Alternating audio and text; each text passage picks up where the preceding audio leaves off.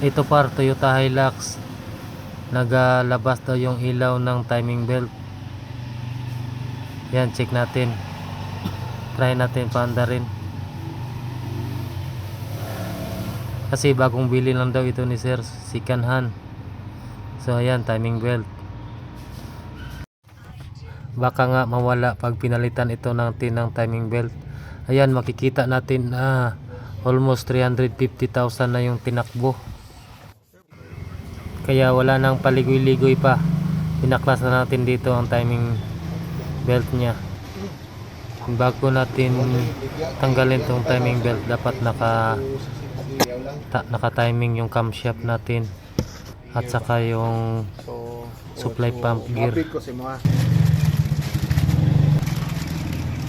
At dito nga sinumulan na natin ikabit yung mga genuine parts natin. Ayan, makita natin na okay na. Hindi muna natin takpan at try natin ipaandar.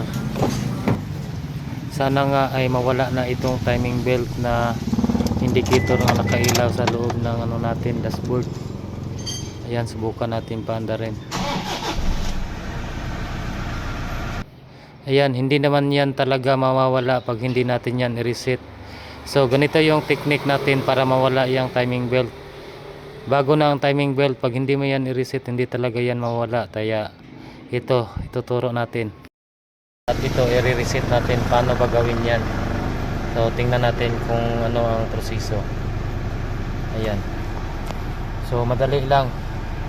Muna natin gawin, i-set natin yan sa udo. So long press. Tapos patayin.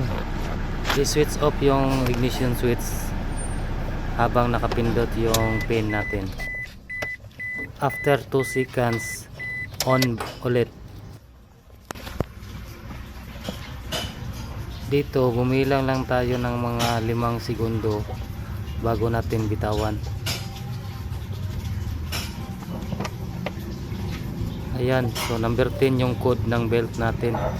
So pagkatapos pindutin natin yan hanggang umabot sa 10.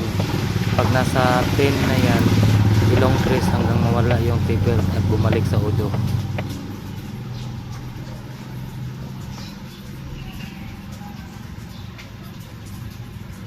So ayan, wala na ang timing belt.